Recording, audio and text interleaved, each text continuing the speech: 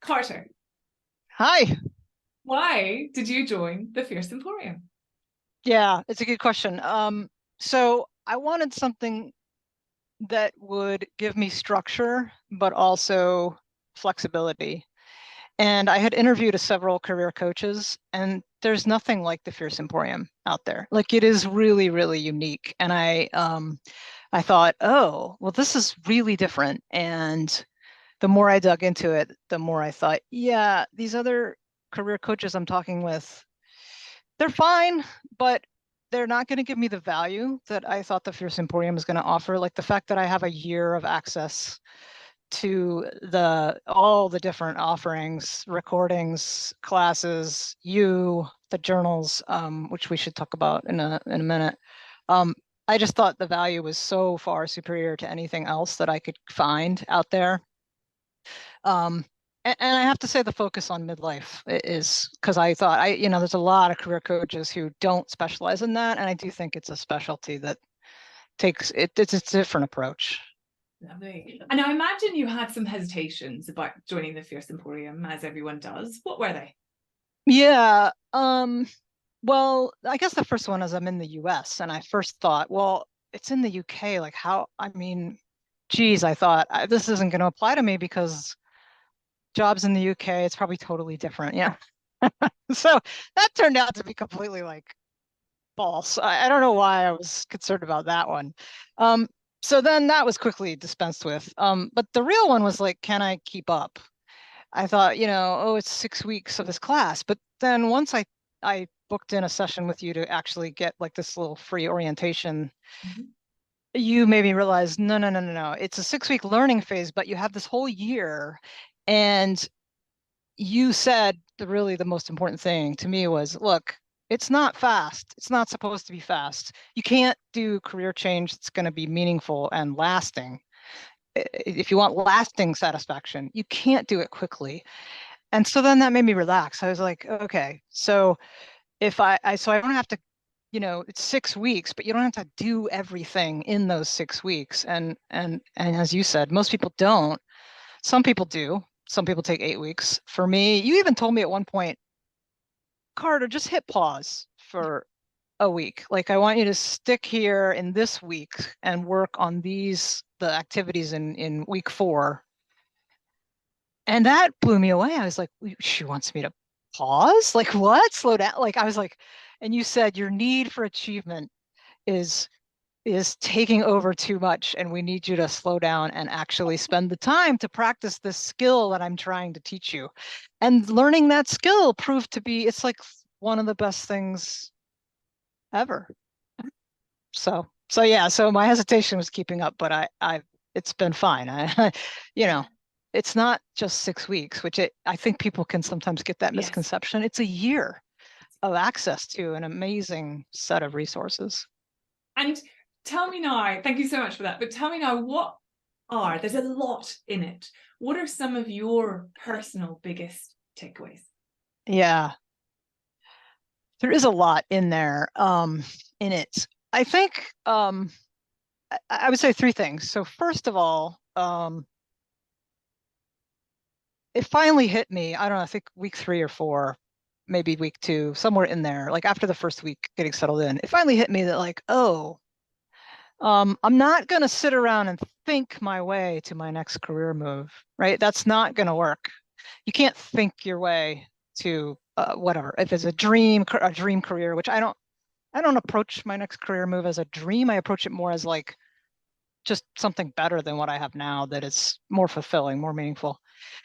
You have to actually do stuff. You have to try some new things. And when you try those new things, for me, this has been the biggest thing. Like, oh, all these other things start to happen. So trying doing some things that feel maybe scary at first, or not scary, but just sort of unusual, unfamiliar.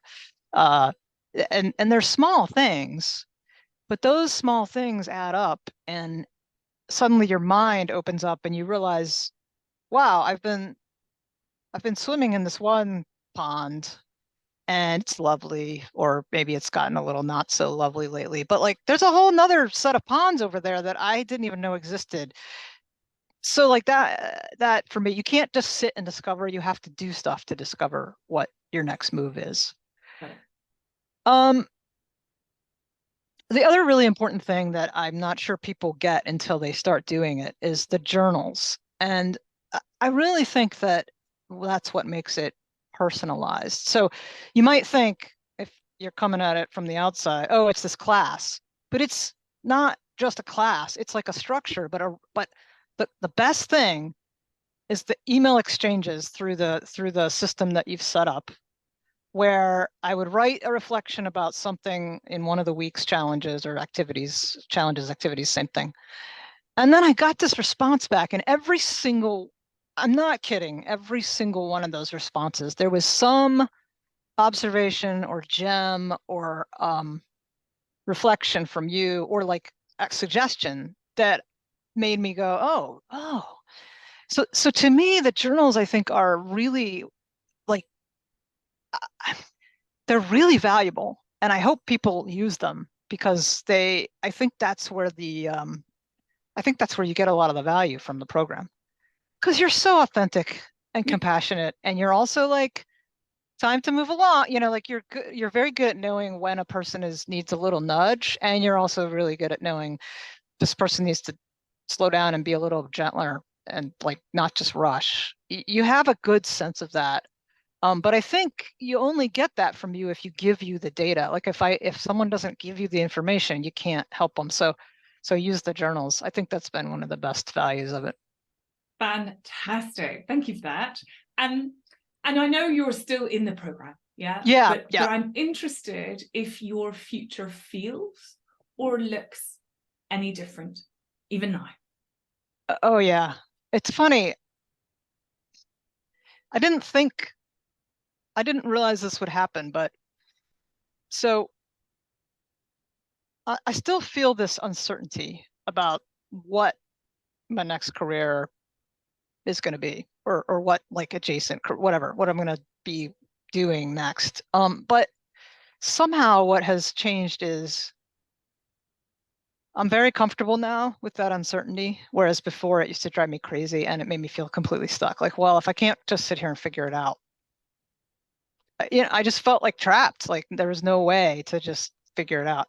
And now when I think about my future, I know I don't know how I know. It's just like this faith or this trust that like I'm gonna be doing something different, and I'm gonna feel, I know I'm moving towards something that I'm gonna feel more energized and that it has more meaning. Like that's the thing. Like it's not like my job right now is horrid. It's not, but I've been doing it 20 plus years, and it's just there's diminishing returns on it because I'm kind of doing the same thing. And now I know I don't have to keep doing the same thing. I can take the things with me that I like and that I've learned.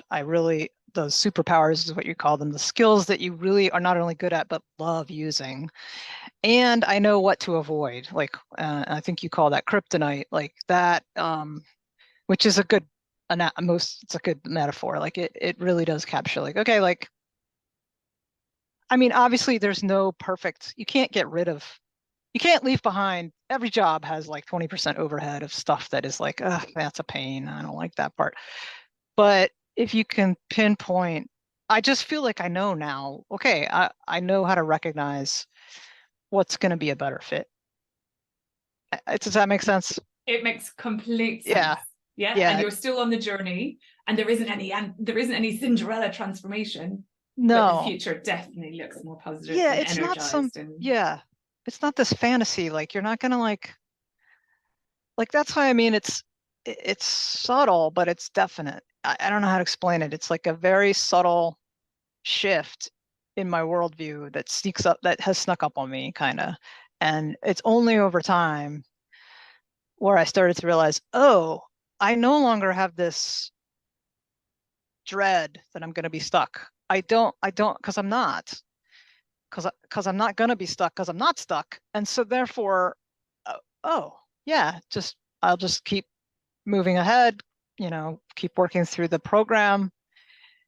And, and I'm also still kind of like straddling the learning phase, which is like the 6 weeks of the learning. And then there's like the networking approach that you teach and coach people through. And then there's kind of the, how do you want to aim those skills? What are the problems in the world that you want to go work on with those skills? And like knowing that it has those phases and that you're going to then help people figure out, well, how do you get to do that kind of work? Like, what do you do next? And then what do you do?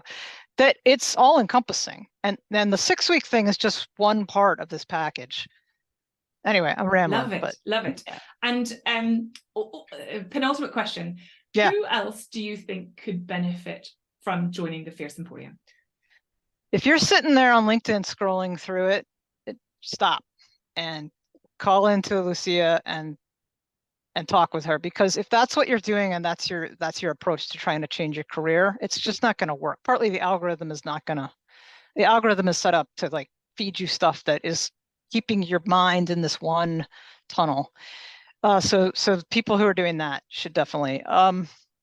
And I guess the group of people is, if you're talking to career coaches, I think you owe it to yourself to go book in an appointment with Lucia and just talk with her, because the Fierce Emporium it's unique. There's something different about it that is, in my humble opinion, superior to like, it is structured, but it is very personalized. And I think if people are scrolling LinkedIn or interviewing career coaches, they owe it to themselves to ring you up and talk with you. Thank you so much. And a very final one, Yeah. really silly, but what 3 words would you use to describe the Fierce Emporium or your time in the Fierce Emporium? Yeah. So the first word that comes to mind is creative. And that's partly a reflection of me. I tend to be kind of analytical.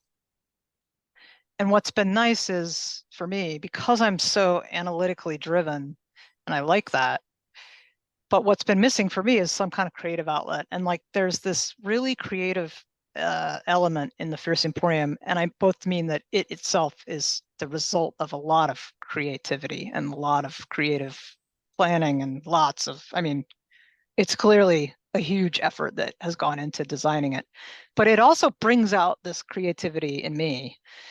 It gives me an outlet for like trying things that I never would have thought, oh, I could try that and see. And so that has felt really good. So creative, there's a creative part of it.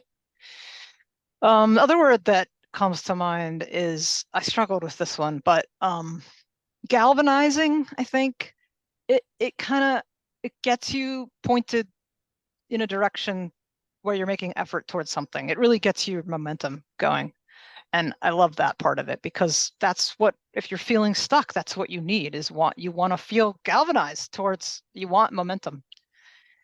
And this third word, I hesitate to say this because I think I don't want people to think I'm exaggerating.